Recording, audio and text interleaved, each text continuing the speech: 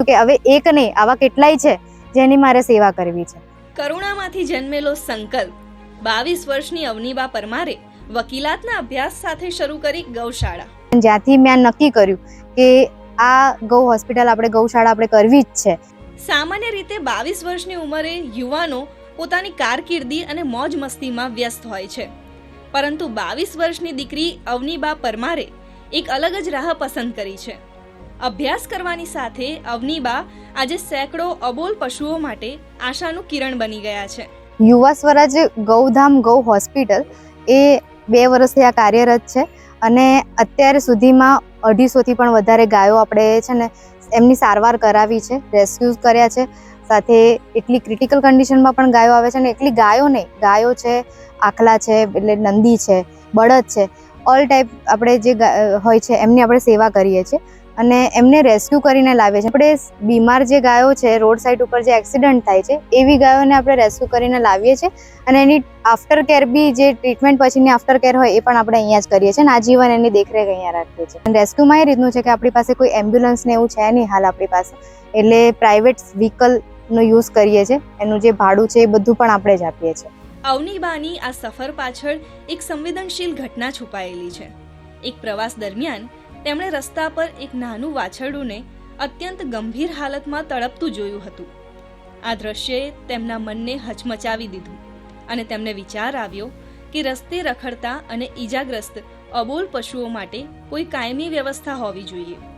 આ વિચાર સાથે જ નંખાયો યુવા સ્વરાજ ફાઉન્ડેશનનો પાયો. રોડની બાજુમાં એક ઝાડ નીચે એક વાછરડો નાનું એકદમ બચ્ચું હતું. એ બચ્ચાને છે ને મેં પડેલી હાલતમાં જોયું. મને એમ કે એની ડેથ થઈ ગઈ છે એક્સિડન્ટને એના કારણે, પણ મારો આઈ કોન્ટેક્ટ એની સાથે થયો અને મને એમ થયું કે જીવે છે, એ જીવતું હતું, એને જીવ બચાવવાનો હશે, ભગવાને સુજાડ્યું ને મારે આઈ કોન્ટેક્ટ થયો. અને એ દિવસે મને કોઈ જ રસ્તો નહોતો મળી રહ્યો કે એની દવા કેવી રીતે કરાવવું, શું કરવું.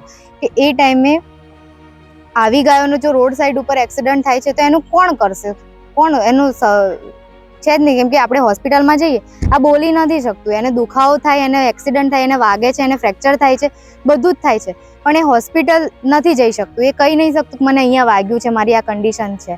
કે એના માટે કોઈ મોટે ભાગે કોઈ ઊભું બી નથી રહેતું અને એ તડપીને એનો જીવ ગુમાવી બેસે છે. એટલે આ એક ઇન્સિડન્સ હતો, એ વાછરડાની આઈ કોન્ટેક્ટ થવો અને એનું દુઃખ મને અનુભવ થયું અને મેં એના માટે કંઈક કર્યું ને એવું થયું કે હવે એક નહીં આવા કેટલાય છે જેની મારે સેવા કરવી છે. એટલે કોઈ પણ નવું કાર્ય શરૂ કરવું સરળ નથી હોતું. તેવું જ અવનીબા માટે પણ હતું, પરંતુ મક્કમ મનોબળે આ માર્ગ પર ચાલવાનું તેમણે શરૂ કર્યું અને રસ્તો બનતો ગયો અને શરૂ થઈ અબોલ પશુઓ માટેની નવી સફર. ત્યારબાદ 22 વર્ષીય અવનીબાએ મહેમદાવાદના સરસવણી ગામમાં ગૌશાળાની સાથે અત્યાધુનિક ગૌ હોસ્પિટલ પણ બનાવી.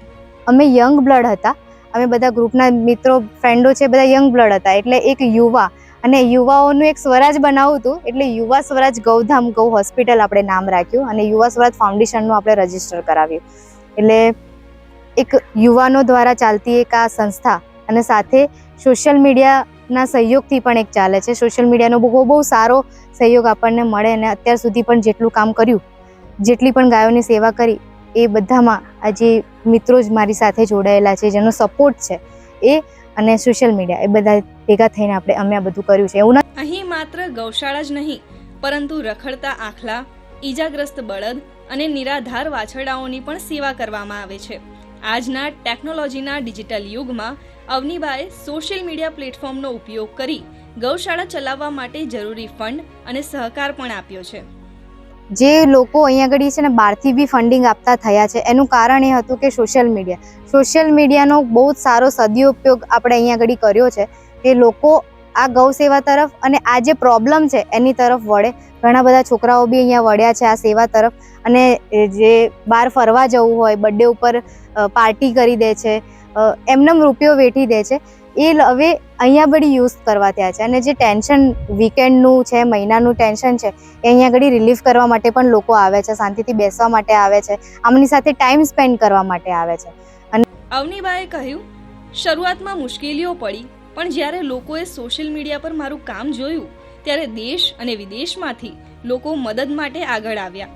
આજે જેન ઝી જનરેશન માત્ર સોશિયલ મીડિયા પર રીલ અને ફોટોગ્રાફ્સ પોસ્ટ કરવામાં વ્યસ્ત છે, ત્યારે 22 વર્ષીય અવનીબા પરમાર આ જ સોશિયલ મીડિયાના માધ્યમથી લાખો લોકો માટે પ્રેરણા સ્ત્રોત બન્યા છે અને સાબિત કર્યું છે કે જો મનમાં દ્રઢ સંકલ્પ હોય તો ઉંમર ક્યારેય બાધક નથી હોતી.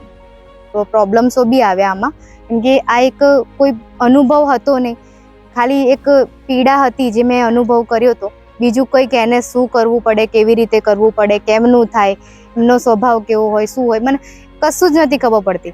ધીમે ધીમે ધીમે ધીમે મને અહીંયા જે પામમાં મળ્યું છે ને, અહીંયા ડેરી ફાર્મિંગ કેવું કંઈ છે નહીં, અહીંયા કોઈ પણ જાતની ઇન્કમ નથી અહીંયા, પણ અહીંયા મને આ લોકોનો પ્રેમ મળ્યો છે. એ જે કોન્ટેક્ટ થયો છે ને, જે કનેક્ટિવિટી થઈ છે ને, એ જ મેં કમાયું છે. અને એ લોકોને પણ કહું છું કે તમે આ જગ્યાએ પધારો અને આ જે કનેક્ટિવિટી છે એ મહેસૂસ કરો, તમને બહુ જ સારું લાગશે. અને